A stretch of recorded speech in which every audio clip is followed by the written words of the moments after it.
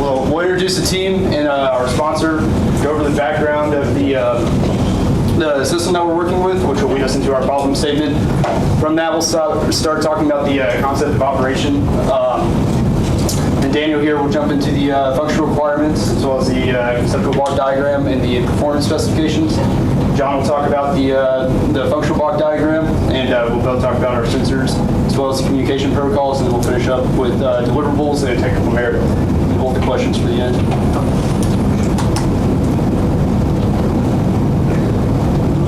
Okay, so my name is Justin West. I'm the project manager as well as the test and integration engineer. I'm Daniel Maycroft. I'm the hardware engineer. I'm John Kelsey, and I'll be the software engineer. Okay, our sponsor is a company called Martin UAV. They're a unmanned aerial system, UAS, research and development company. They also manufacture a few of their own systems. They're headquartered in Dallas, but they do most of their research and manufacturing in the Bay Area. They're primarily focused on military and government contracts. Their UAVs are pretty big and expensive, so that's what they aim for. And they're the creator of the VBAT. It's a vertical takeoff or landing UAS. We've got a short video here to show its capabilities. This is the UAS that we will be working with in our project.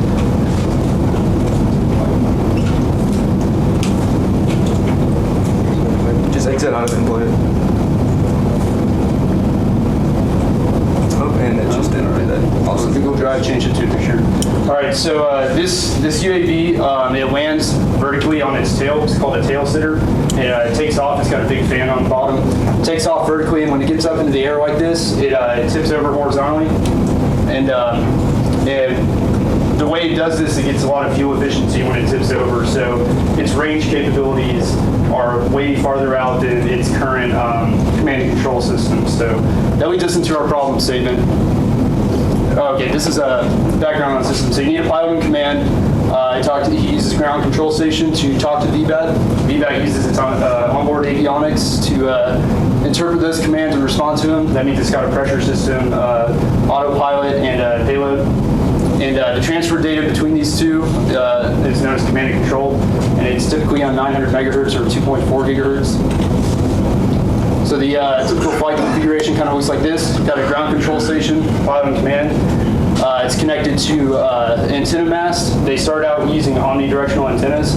This little box right here is called the Wave Relay Quad Radio Router.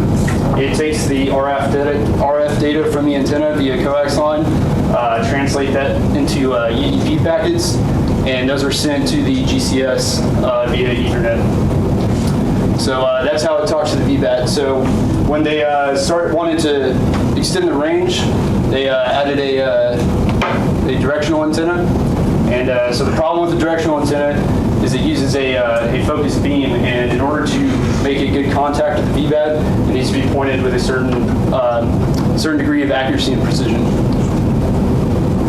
So to remedy this, we're going to receive and read the SANAC 4586 packets using UDP protocol. So we're going to listen in on that Wave Relay Quad Radio Router. And those packets contain information about where the UAV is, where it's heading, things like that. So we'll listen in, use that data along with the latitude and longitude, as well as heading of our device. We'll get that from peripheral sensors. We'll combine all of that, put it into an algorithm to determine a heading that points at the aircraft. And using that heading, we'll use a electromechanical assembly to move the antenna and point on that heading. I'm now going to walk you through the design. Essentially, we're going to start off with the functional requirements. The first off being the device should be able to calculate the correct heading with the information gathered. We're going to gather information from a GPS sensor and a magnetometer, as well as the UDP packets that come from the ground control station. That's going to enter into an algorithm, which then is going to calculate the heading to the VBAT. And then our second one is that it's supposed to rotate a single parabolic dish around the heading, and it can rotate so successfully keep in contact with the VBAT.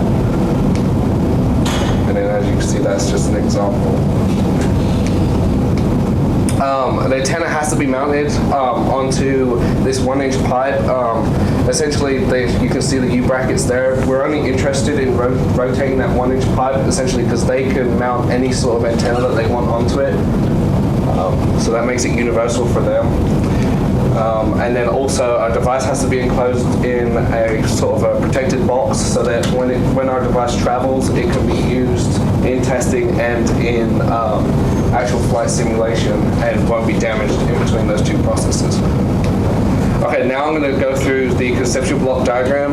As you can see here, a coaxial cable is actually going to come from this antenna into your wave relay, and those UDP packets is going to be spread to the ground control station as well as our RJ45 Ethernet port, and that information is then going to be transported into our intelligence board along with information from our GPS sensor and our magnetometer, and then an algorithm is going to calculate the headings of the VBAT as well as the amount of steps, and then that steps information is going to be transported into the motor driver and then transported into our stepper motor, which will then rotate our antenna to point towards the VBAT.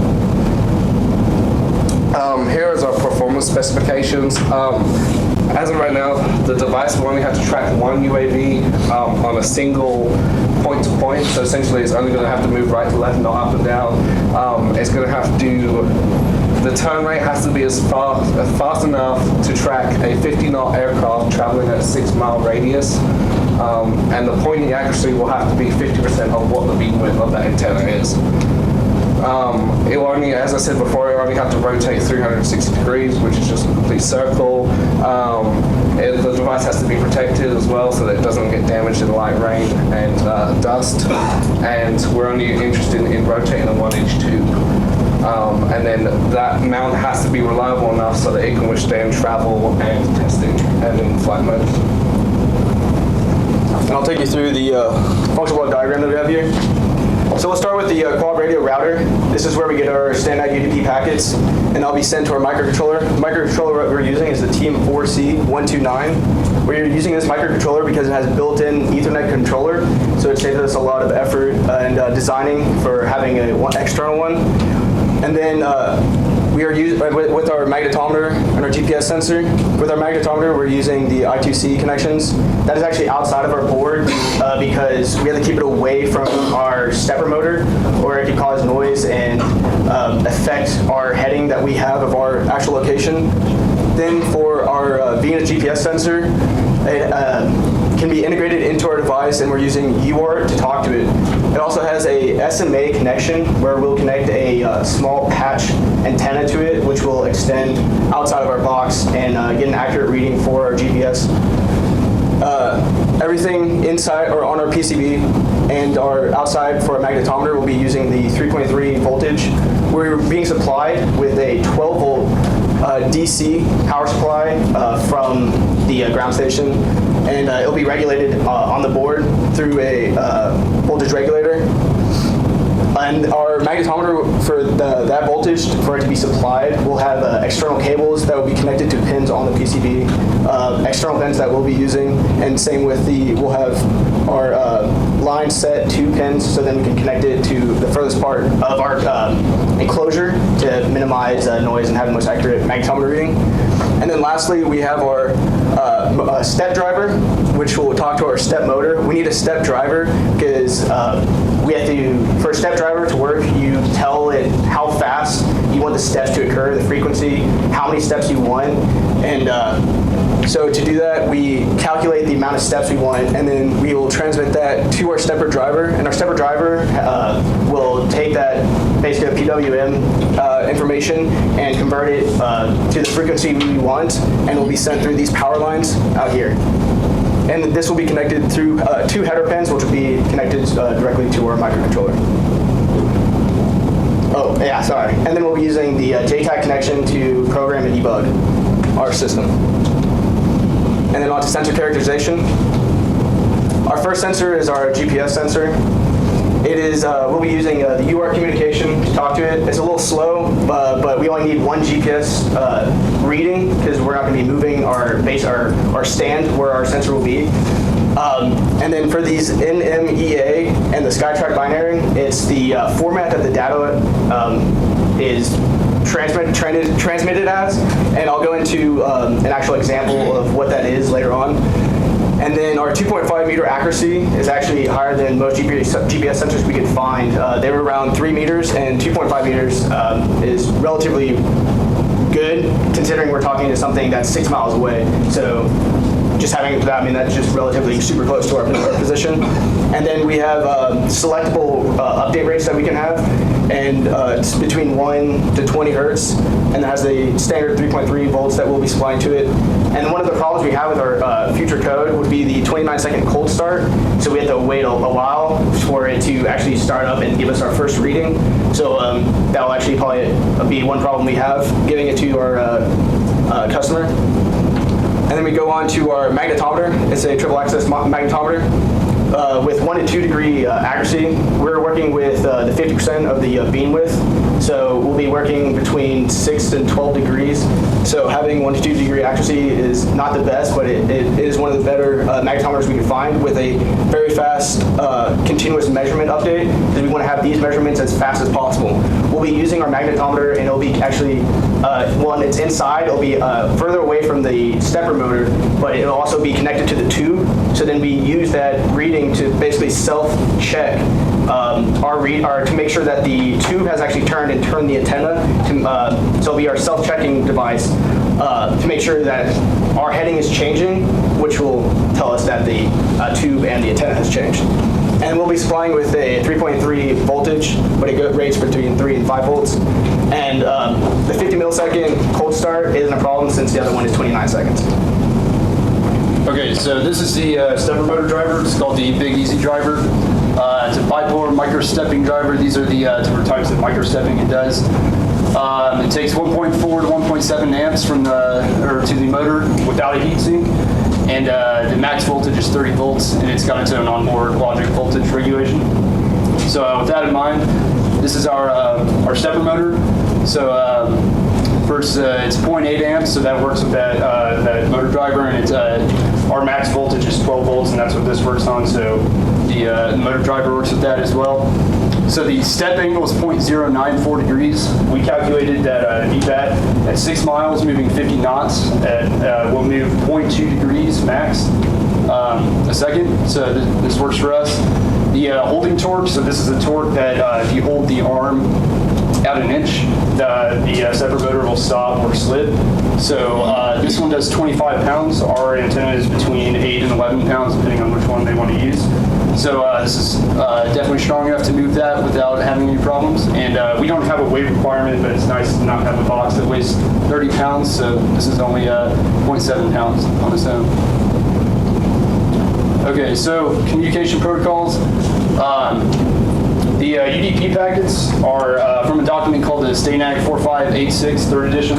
This is the standard interface of UAV control systems for NATO UAV interoperability. This document was designed for NATO drones to all talk the same language so they can be passed off between different countries and such. This document describes everything from turning the lights on to turning the weapons on. So it's pretty long, but the only packet that we're interested in is number 4000 because it has latitude and longitude and heading. And this document describes everything about this message that we want to know. So it's got data types, units, the range of those units, so we can make sure we're not going outside any limits with our code and getting errors. And there are several other messages that we're considering using because they might help us with our accuracy, but this is the main message that we're looking at. Then we go on to the UR communication, rather standard, but our GPS actually has a choosable baud rate between the standard 9600 or 115200. And we'll probably be going with the 115200 to make it go a little as fast as we can to just get the system started, because we already have a 29-second cold start. And that will bring in, we definitely need to make sure we have the FIFO buffer memory, which actually slows it down just a little bit more to enable, or to make sure that all the information is transmitted and received fully before moving on to the next byte. And then here we go to the SkyTrack binary message, or not message, the data. So this up here, the structure, this is the basically a standard message sent as what we're reading from the GPS sensor. And all these numbers correlate to, on another page we'll have the rest of the numbers, but what we're basically looking for from the GPS sensor and what we'll be reading. The main ones that we'll be looking at are actually 2 and 4.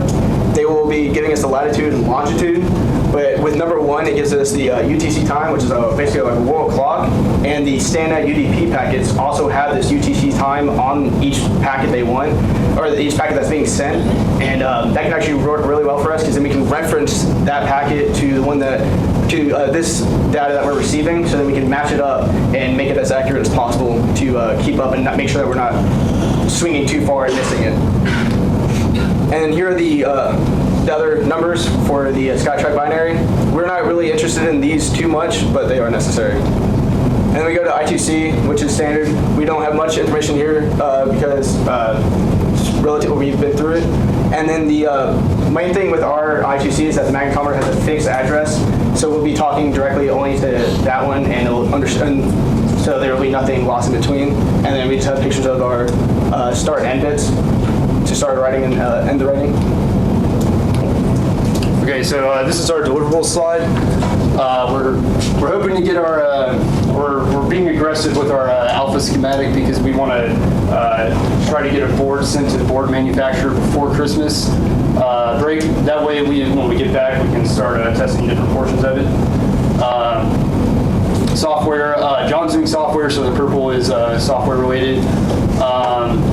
The ICUAS is a conference in Miami that is UAS related papers, so we're writing one for that.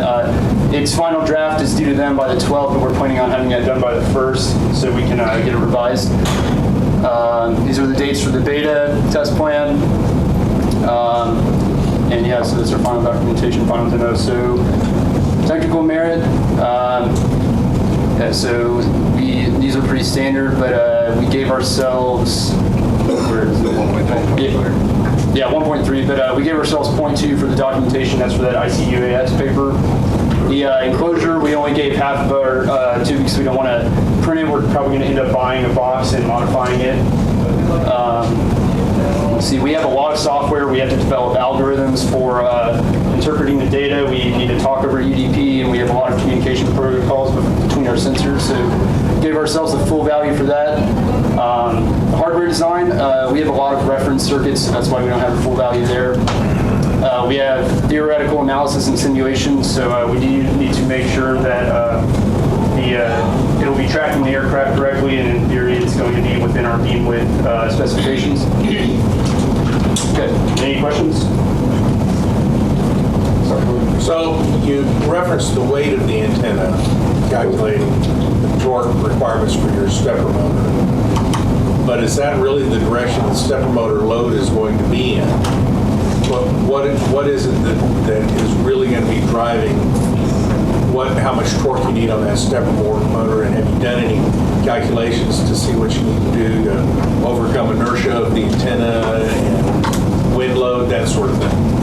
We haven't done any calculations like that. We just, with the stepper motors, it was either the torque was way below what we needed, what we were going off of was the antenna weighs 8 pounds. So we were saying at minimum it needs 8 pounds to turn it on its own. So the stepper motors were either 6 pounds or below, or like 25 pounds and up. So we went with the 25 pound because we didn't think that the torque, we would need that much torque, but there are higher torque steppers that we can go to. We requested a antenna from Martin UAV so we can do our own testing, but we haven't gotten word from them on that yet. Will that motor be directly tied to the antenna, or is there going to be a gear assembly?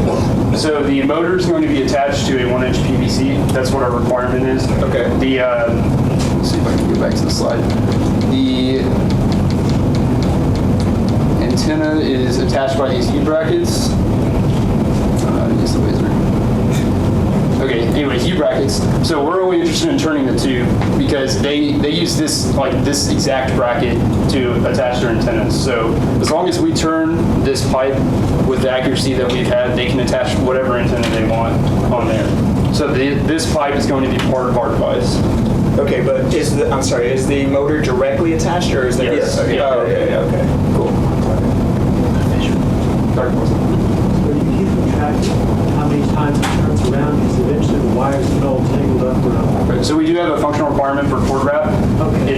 they don't want us to interrupt the connection for more than 30 seconds. That's what their timeout is for their lost link.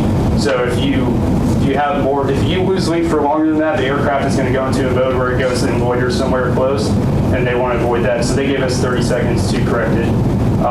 They suggested a couple ways, but they left it up to us to choose. So we're looking at slip rings, and it's moving so slow, and it takes 40 minutes for the VBAC to do one orbit that we're probably just going to end up giving it extra cord and just wrapping it back after a certain amount of orbits. Any other questions? Yeah. Can you go to your